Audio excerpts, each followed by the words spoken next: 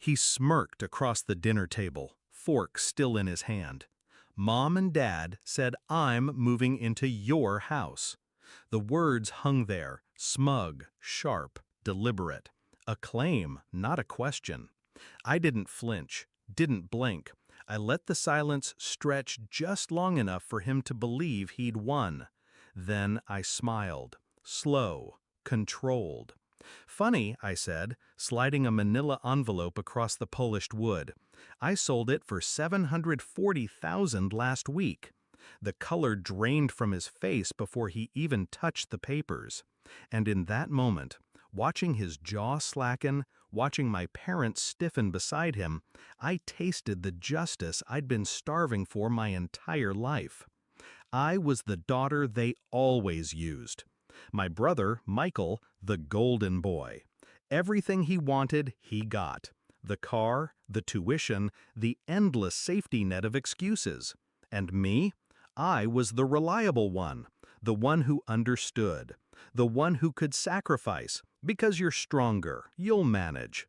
When our aunt died and left me the house, I thought, finally, something that was mine, untouched, a place to breathe. But ownership meant nothing in my family. They called it our house before I even held the keys. Mom suggested Michael stay there temporarily. Dad hinted at how wasteful it was for me to live alone. And Michael, he didn't hint, he announced, "I'll move in once you've cleaned it up." Like I was just a caretaker, not an heir, not a daughter. At first, I brushed it off. But small things piled up. Michael showing up with friends, parading them through my living room. Mom casually moving boxes of his clothes into the spare bedroom. Dad dropping comments at family dinners. This house keeps us all together. Not me, us. I was erased from my own home.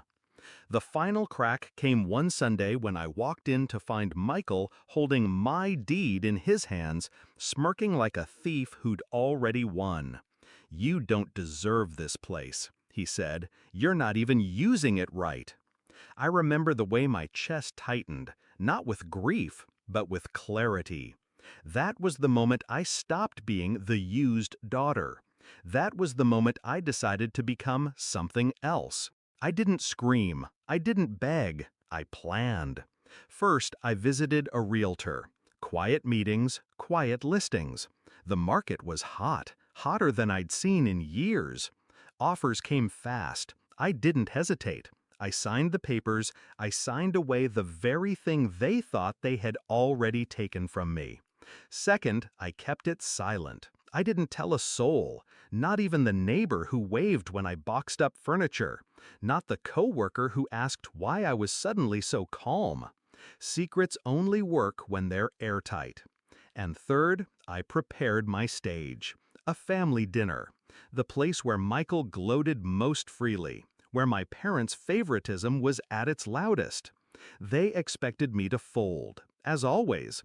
They expected me to stay small. They didn't know I'd already detonated the bomb.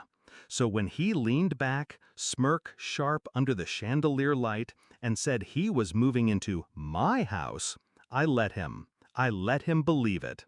Then I slid the envelope across the table. Slowly, deliberately. The room quieted, forks stilled, wine glasses hovered mid-air. Michael pulled the papers free. The deed, the transfer, the closing statement, all stamped, signed, finalized.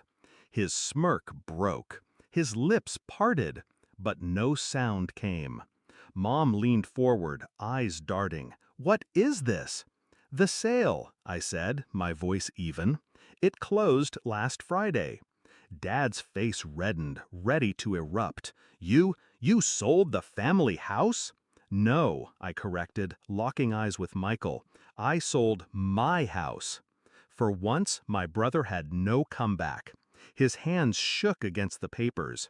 He flipped through each page like one might search for oxygen in a drowning sea. It wasn't there. It never was. Because I hadn't just sold the house. I'd sold the illusion that they could own me. The silence stretched, long, heavy, suffocating. Finally, Michael shoved the papers back, voice cracking. You can't just. I already did. That was the moment his face went white. Not just from shock, but from the realization that the game he'd been playing was over. That I had ended it without warning, without begging, without even giving him a chance to steal. I left the table first. I didn't wait for their excuses, their anger, their desperate attempts to shame me. I stood, gathered my coat, and walked out into the cool night air. For once, I didn't feel like I was running from them. They were chasing me now, in silence, in shock, in the hollow space where their entitlement used to sit. And me? I was free. Looking back, it wasn't about the house. It was about the pattern. Years of being the one they leaned on, the one they drained, the one they silenced. Selling the house wasn't revenge. It was reclamation. It was proof that I could end the cycle with one signature. Proof that I didn't have to scream to win. Michael's face, pale and broken at the dinner table, wasn't just